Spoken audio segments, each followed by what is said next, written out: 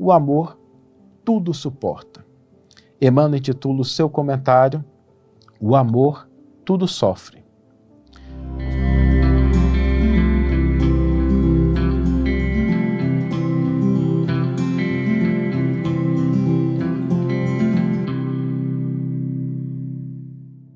Olá, meus amigos, olá, minhas amigas, sejam todos muito bem-vindos ao nosso programa Reflexões com Emmanuel. E hoje nós vamos refletir sobre o entendimento mais profundo do que significa amar, do que de fato são as expressões legítimas do amor. Porque quando nós dizemos que amamos uma pessoa e a gente vai se comportar, a gente vai agir com base nesse amor, às vezes nós adotamos uma postura de simplesmente fazer algo, a gente realizar alguma coisa. E embora isso seja útil, tenha o seu papel, o amor ele também comporta essa dimensão, ela não é a única que pode definir o que significa um amor legítimo. Aliás, quando nós não reconhecemos uma outra dimensão, além daquilo que nós estamos fazendo, nós corremos o risco de cair em grandes equívocos em nome de um pseudo-amor e que, na verdade, vai trazer resultados negativos para outra pessoa e para nós mesmos. Vamos dar um exemplo. Às vezes os pais, dizendo que porque amam os seus filhos, impõem, controlam, limitam, não respeitam a decisão, as escolhas dos filhos, porque dizem assim, não, eu amo meu filho e por isso eu não vou deixar ele fazer isso, eu não vou deixar ele seguir essa carreira, eu não vou deixar ele com essa opção. Isso é uma frase que a gente diz em nome do amor, uma postura que a gente faz em nome do amor.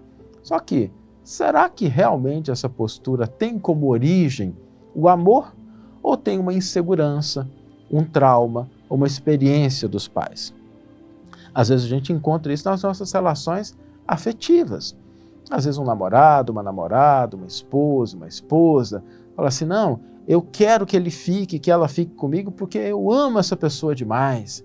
Ou então a gente, às vezes, leva até extremos, a gente pode ver até nos noticiários, pessoas que agem de maneira criminosa para com o outro e quando indagadas em relação aos motivos que a levaram àquela conduta, a pessoa fala assim, não, eu fiz isso porque eu amo muito essa pessoa, eu não consigo viver sem ela.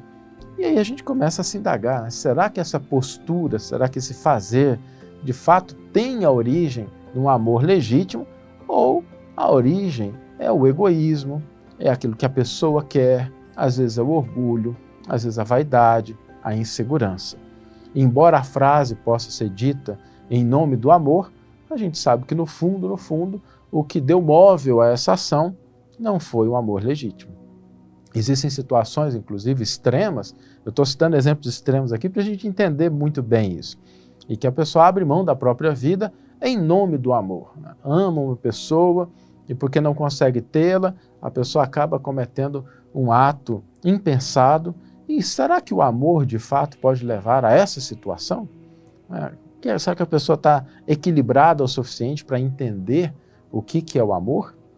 Por isso, quando a gente fala das expressões do amor, a atitude de fazer, ela compõe, obviamente, com equilíbrio, que a gente não chega a extremos, mas existe uma outra dimensão que é de fundamental importância. O amor sabe esperar. Não existe amor legítimo sem a capacidade de esperar.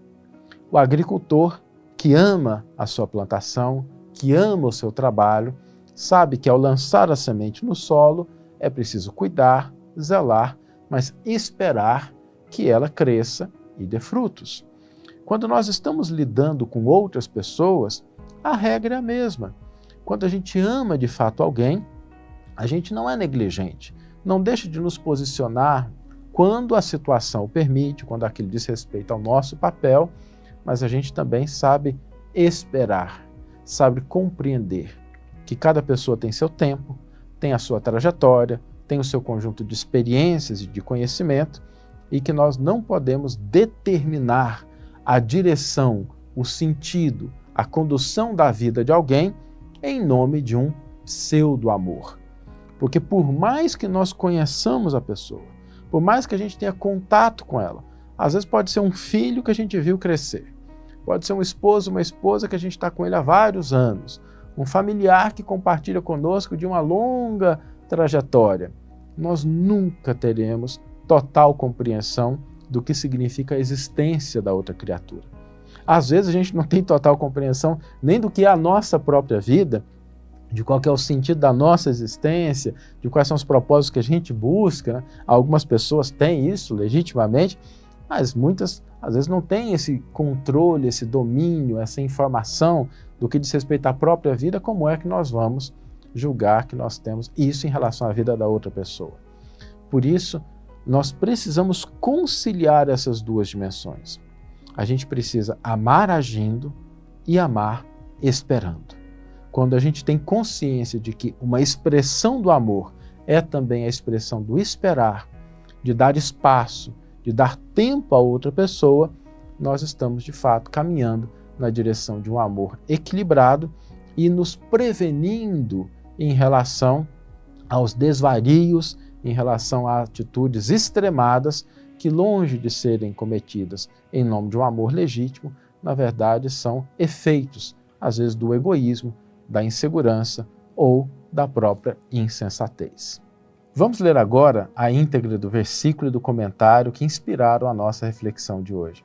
O versículo está na primeira carta que Paulo endereça aos Coríntios, capítulo 13, versículo 7, e esse versículo faz parte daquele grande, belo poema da caridade que Paulo de Tarso nos legou como um testemunho imortal do que significa o amor legítimo. Nesse versículo 7, existem duas palavras que se referem ao amor. O amor tudo suporta. Emmanuel intitula o seu comentário O amor tudo sofre. O noticiário terrestre reporta-se diariamente a desvarios cometidos em nome do amor. Homicídios são perpetrados publicamente. Suicídios sulcam de pranto e desolação a rota de lares esperançosos. Furto, contenda, injúria e perversidade aparecem todos os dias, invocando a inspiração do sentimento sublime. Mulheres indefesas, homens dignos, jovens promissores e infelizes crianças em toda parte sofrem abandono e aflição sob a legenda celeste.